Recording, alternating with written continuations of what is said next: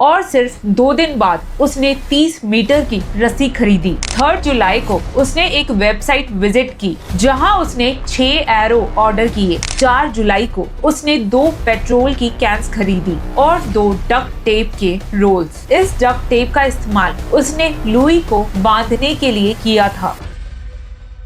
26 जून 2024 England की रहने वाली लुई ने अपने बॉयफ्रेंड काइली से रिश्ता खत्म कर दिया था। ये दोनों लगभग 18 महीने से साथ थे। लुई को एक्सपेक्टेड नहीं था कि ये ब्रेकअप इतना आसान होगा। कोई ड्रामा नहीं, कोई लड़ाई नहीं, not even an argument. Louis ने अपने बॉयफ्रेंड काइली को एक लास्ट मैसेज भेजा। उसने काइली को थैंक यू बोला उस वंडरफुल ईयर के लिए जो उन्होंने साथ गुजारा। उसने लिखा कि वो अभी भी उसकी वेल विशर है और वो अपना ध्यान रखे। काइली ने भी कहा कि वो हमेशा उसके लिए अवेलेबल है। उसे अगर कभी भी उसकी जरूरत पड़े तो वो हेजिटेट ना करे और उसने लुई को बेस्ट विशेस दी। लेकिन इस ब्रेकअप के 13 दिन बाद काइली ने वो किया जो कोई सोच भी नहीं सकता था। ये एक्सेप्टेंस एक ड्रामा था। काइली तो बदला लेने की तैयारी करने लगा था। लुई अब अपनी जिंदगी में आगे बढ़ने की कोशिश कर रही थी। उसे अंदाजा भी नहीं था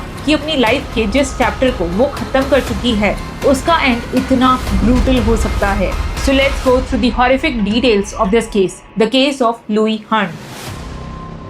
जब पुलिस ने काइली की जिंदगी को खंगालना शुरू किया तब उन्हें एक और नाम मिला, ब्रैडली क्लिफोर्ड, जो काइली का सगा भाई था।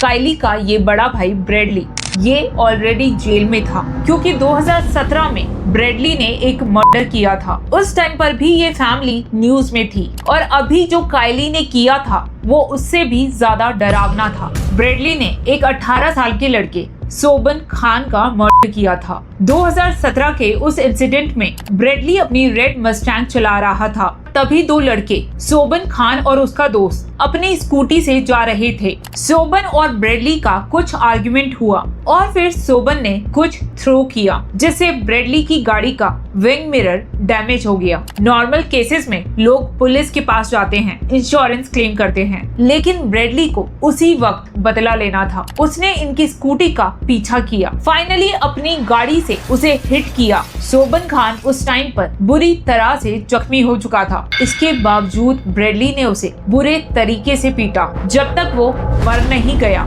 इसके बाद कोर्ट ने उसे गिल्टी पाया और जिंदगी भर के लिए जेल भेज दिया। अब इस परिवार के दोनों बेटों के नाम मर्डर के साथ जुड़ गए थे। पर क्या ब्रैडली की कहानी का काइली पर कोई असर हुआ था? काइली अक्सर ब्रैडली से मिलने जेल जाता था। इनकी क्या बातें होती होंगी और क्या उन बातों का असर काइली पर पड़ा होगा? ब्रैडली ने गुस्से में एक जवान लड़के की जान ली, जबकि काइली ने जो किया था वो बहुत ज्यादा पर्सनल था और इसीलिए कहीं ज्यादा डरावना भी। 2019 में काइली ने ब्रिटिश आर्मी ज्वाइन की, शायद अपनी लाइफ में एक नई पहचान बनाने के लिए। आर्मी तो उसने ज्वाइन कर ली थी पर वो कभी भी फिट नहीं हो पाया। जिन लोगों ने काइली के साथ काम किया उन सबका कहना था कि काइली काफी इमेच्योर था, उसे बेसिक मिलिट्री कॉन्सेप्ट्स भी समझ नहीं आते थे। आर्मी में वो लोवेस्ट रैंक पर ही रहा और वहाँ पर भी वो ज्यादा टाइम टिक नहीं पाया। रिपोर्टेडली उसने कभी दिल लगाकर काम किया ही नहीं, बल्कि उसने 246 दिन की छुट्टी ली, ये बोलकर कि वो बीमार है।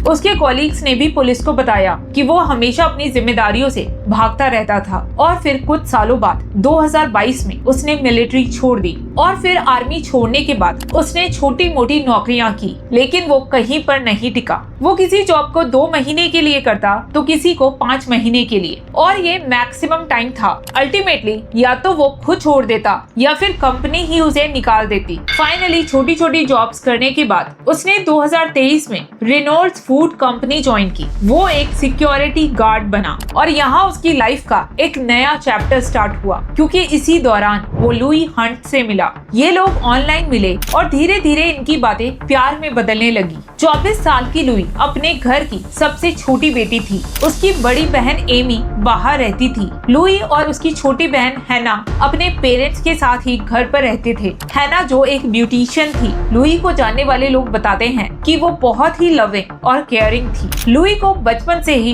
एनिमल से बहुत लगाव था और इसी को उसने अपना पैशन बनाया। उसने खुद का डॉग ग्रूमिंग सेंटर स्टार्ट किया। ग्रूम एंड ग्लो ये सिर्फ एक बिजनेस नहीं था, ये उसकी मेहनत और क्रिएटिविटी थी। वो डॉग्स को ग्रूम करती, उनका ध्यान रखती और धीरे धीरे वो अपने क्लाइंट्स का भरोसा जीतने लगी थी। जॉन और कैरल ने अपनी तीनों बेटियों को बहुत अच्छे से रेज किया था। ये तीनों फाइनेंशियली इंडिपेंडेंट होने के साथ साथ बहुत ही लविंग एंड केयरिंग नेचर की लड़कियां थी। स्टार्टिंग में लुई को लगता था कि काइली बस थोड़ा इमेच्योर है, लेकिन धीरे धीरे काइली की छोटी छोटी बातें उसे परेशान करने लगी। जैसे कि काइली ने एक बार लुई को एक वीडियो दिखाया। इस वीडियो में एक मासूम जानवर के साथ क्रूअल्टी हो रही थी और काइली जोर जोर से हंस रहा था। लुई को ये बात बहुत अजीब लगी थी क्योंकि वो एक एनिमल लवर थी। उसने ये भी नोटिस किया कि काइली अक्सर लड़कियों पर और ट्रांसजेंडर्स पर बुरे बुरे कमेंट्स करता है।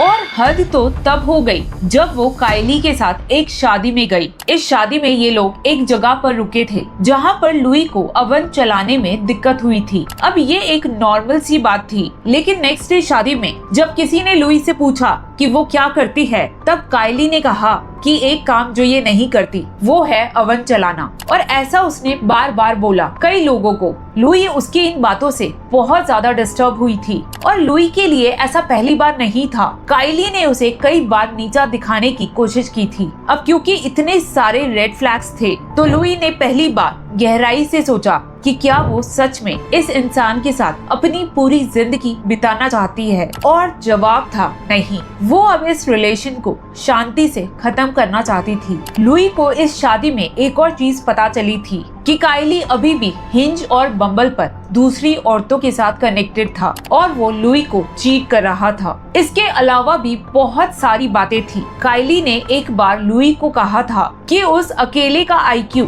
लुई और उसकी फैमिली के IQ से कहीं ज्यादा है। काइली का ये एरोगेंस, उसका बात बात पर अग्रेसिव हो जाना और उसका डिसरिस्पेक्टफुल बिहेवियर, लुई ने बहुत सोच समझकर ये फैसला लिया था और उसने ब्रेकअप के बाद अपने फोन में एक बड़ा नोट लिखा था, When you are sad, look। और फिर उसने कुछ पॉइंट्स मेंशन किए थे जिसमें उसने काइली की ये सारी बातें लिखी। ये नोट उसने अपने फ्यूचर वर्जन के लिए लिखा था कि फ्यूचर में अगर कभी उसे रिग्रेट हो तो वो ये पढ़ ले और उसे ये समझ आए कि उसने एकदम सही डिसीजन लिया था। उसने ये भी लिखा कि प्यार जरूरी है, लेकिन रिस्पेक्ट और सेल्फ लव भी इक्वली इम्पोर्टेंट है। लुई ने जब ब्रेकअप किया तो उसने ऐसा एक बहुत ही काइंड और रिस्पेक्टफुल वे में किया। उसने बड़ी ईमानदारी से लिखा कि ये रिश्ता अब उसके लिए ठीक नहीं है और वो अब आगे बढ़ना चाहती है। उसके फादर जॉन ने बाद में मीडिया को कहा कि ये एक proper text book mature breakup था, लेकिन काइली ने इस ब्रेकअप को एक्सेप्ट करने का सिर्फ नाटक किया था। रियलिटी में वो उसी दिन से बदला लेने की तैयारी करने लगा था और सिर्फ 2 दिन बाद उसने 30 मीटर की रस्सी खरीदी। लुई ने इस नोट में ये भी लिखा कि काइली उसे मेकअप करने से रोकता था, जो कि उसे बेहद पसंद था। उसके कपड़ों पर वल्गर कमेंट्स करता और वो लुई को उसके दोस्तों के साथ टाइम स्पेंड नहीं करने देता। लुई ने एक और बात लिखी कि काइल अपने भाई ब्रैडली के एक्शंस को जस्टिफाई करता और बार बार उससे जेल में मिलने जाता। लुई ने यहाँ पर काइली के रेसिस्ट कमेंट्स भी लिखे और ट्रांसजेंडर्स पर किए गए रिमार्क्स भी। हर डिस्कशन के एंड में वो चाहता था कि लास्ट वर्ड्स उसी के हों। ये पूरा नोट उसने खुद के लिए लिखा था। दुख की बात ये है कि लुई ने अपने जिस फ्यूचर वर्जन के लिए ये सब लिखा उसे ये पढ़ने का मौका ही नहीं मिला। जब लुई खुद को संभाल रही थी तब काइली अपना बदला प्लान कर रहा था। अगले कुछ दिनों में उसने एक क्रॉसबो और उससे रिलेटेड चीजें ऑर्डर की। इन दिनों वो एक के बाद एक वेपन ऑर्डर करता था और वो पोर्नोग्राफी भी देख रहा था। एक वीडियो जिसमें प्रिजन ऑफिसर एक इनमेट के साथ इंटीमेट होता है। इस टाइप के बहुत सारे वीडियोस उसकी सर्च हिस्ट्री में मिले। 1 जुलाई को उसने लुई की मदर कैरल हंट का फेसबुक प्रोफाइल विजिट किया और इसी दिन उसने अपने भाई ब्रैडली से बात की और उससे क्रॉसबो और राइफल्स के बारे में पूछा। 3 जुलाई को उसने एक वेबसाइट विजिट की जहां उसने 6 एरो ऑर्डर किए। इन सब पर उसने लगभग 40,000 खर्च किए। पिस्टल भी ऑर्डर की पर वो टाइम पर डिलीवर नहीं हुई। 4 जुलाई को उसने 2 पेट्रोल की कैंस खरीदी और 2 डक्ट टेप के रोल्स। इस डक्ट टेप का इस्तेमाल उसने लुई को बांधने के लिए किया था। 4 जुलाई को जब वो ये सब खरीद रहा था तो इसी दिन लुई अपने फोन पर वो नोट लिख रही थी। 7 जुलाई को उसने एक 10 इंच लंबा चाकू खरीदा और 8 जुलाई को मर्डर से एक दिन पहले इस पूरे दिन उसने एंड्रयू टेट के पॉडकास्ट देखे। एंड्रयू टेट एक फॉर्मर किक बॉक्सर और एक सोशल मीडिया इन्फ्लुएंसर है जो अपने कंट्रोवर्शियल व्यूज के लिए जाना जाता है। वो अक्सर मिसोजिनिस्टिक यानी औरतों को नीचा दिखाने और उन्हें कंट्रोल करने वाली सोच को प्रमोट करता है। Next time a woman gives you that strong, independent woman bullshit, you need to remind her that less than 200 years ago, without a man in her life, she would literally die. Actually जो उसका breakup को लेकर गुस्सा था वो उसे इन बातों से जस्टिफाई करना चाहता था। 9 जुलाई की सुबह काइली एक गार्डन में दिखाई देता है। वो अपनी भतीजी को स्ट्रॉलर में घुमा रहा था। इस वीडियो में ये आदमी एक नॉर्मल फैमिली मैन नजर आता है। इस टाइम पर उसके मदर फादर भी उसके साथ थे। वो इन सबके साथ थोड़ा टाइम स्पेंड करता है। इसके बाद वो घर जाता है। वो सारे weapons, petrol cans, duct tape, crossbow, arrow ये सब कुछ गाड़ी में लोड करता है और बशी की तरफ निकल जाता है जहाँ पर हंट परिवार रहता था। बशी पहुंचकर उसने हंट फैमिली के घर के पास कुछ टाइम गुजारा। एक्चुअली लुई के फादर जॉन बीबीसी के रेसिंग कमेंटेटर थे। काइली ने चेक किया कि रेसिंग आज है या नहीं। वो ये कंफर्म करना चाहता था कि जॉन घर पर नहीं है। एक्चुअली काइली कावर्ड था। वो नहीं चाहता था कि जॉन से उसका सामना हो, इसलिए उसने ये टाइम चुना जब घर पर सिर्फ लड़कियां और उनकी मदर हो। ये वही घर था जहां वो अक्सर आता जाता था, कभी चाय पीने, कभी लुई को अपने साथ ले जाने। उसने डोरबेल बजाई और दरवाजा कैरल ने खोला। कैरल ने बड़े प्यार से काइली से बात की। काइली ने बताया कि वो लुई का कुछ सामान वापस करने आया है, लेकिन कुछ देर बाद ही उसने कैरल पर अटैक किया। उसने कैरल को बार बार नाइफ से स्टैब किया। उसके बाद काइली ने लुई का वेट किया। उसे पता था कि लुई अपने ग्रूमिंग सेंटर से कितने बजे आती है और जैसे ही लुई घर आई काइली ने उसे डक्ट टेप से बांध दिया, जिसके बाद उसके साथ सेक्सुअल वायलेंस की और फिर क्रॉसबो से उसकी जान ले ली। लेकिन ये हॉरर अभी भी खत्म नहीं हुआ। कुछ ही देर बाद हैना अपने काम से घर लौटी। जैसे ही वो घर के अंदर घुसी उसने लुई और अपनी मदर की डेड बॉडी देखी। वो शॉक में थी, पर हैना ने समझदारी से काम लिया। उसने तुरंत अपने बॉयफ्रेंड को मैसेज किया, प्लीज कॉल पुलिस। ये हैना ने हिम्मत का काम किया था, पर उसके पास टाइम बहुत कम था क्योंकि काइली ने हैना को भी क्रॉसबो से निशाना बनाया और हैना की चेस्ट में वो तीर लगा। इसके बाद काइली अपना सारा सामान लेकर वहाँ से निकल जाता है। जब पुलिस आई तो हैना दर्द में चीख रही थी, पर थोड़ी ही देर में उसकी भी डेथ हो गई। 3 जिंदगियां खत्म हो चुकी थी और अब कातिल फरार था। पुलिस को डोरबेल कैमरा में काइली दिख गया था। उन्होंने तुरंत उसकी फोटोज हर जगह सर्कुलेट की। TV channels, news website and social media. रात भर पुलिस उसे तलाश करती रही और फिर 10 जुलाई को पुलिस को एक लीड मिली। काइली को नॉर्थ लंदन में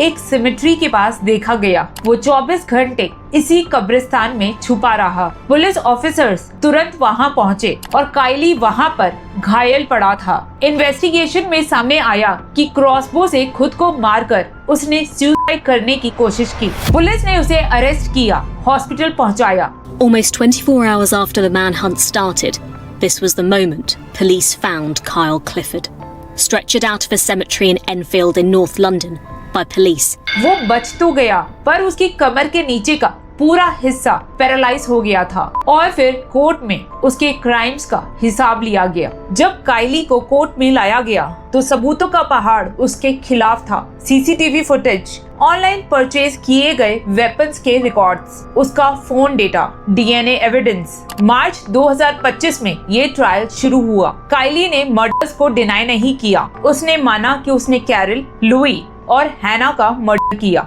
लेकिन उसने लुई के रेप को डिनाई किया। पर लेटर प्रोसीडिंग्स में ये भी कंफर्म हुआ वो एक ट्रिपल मर्डर के साथ साथ एक रेपिस्ट भी था। कोर्ट ने उसे मल्टीपल लाइफ सेंटेंसेस सुनाई 3 मर्डर्स और रेप के लिए। काइली अब अपनी पूरी जिंदगी जेल में ही बिताएगा, वो भी इस व्हीलचेयर पर। लुई के फादर जॉन ने काइली से कहा कि तुमने अपनी जिंदगी का कंट्रोल खो दिया और इसकी कीमत मेरी फैमिली को चुकानी पड़ी। उन्होंने उसे एक साइकोपैथ और मॉन्स्टर बताया। इस कहानी का सबसे सैड पार्ट ये था कि लुई ने सब कुछ सही से किया। उसने वार्निंग साइंस को पहचाना, उसने हिम्मत दिखाई और इस रिश्ते को बड़े पीसफुल तरीके से खत्म किया। उसने कोई बदला नहीं लिया, ना ही कोई ड्रामा किया। वो बस अपनी जिंदगी के लिए एक बेहतर रास्ता चुनना चाहती थी। लेकिन कभी कभी सब कुछ सही करने के बाद भी इंसान दूसरे के गलत इरादों का शिकार बन जाता है।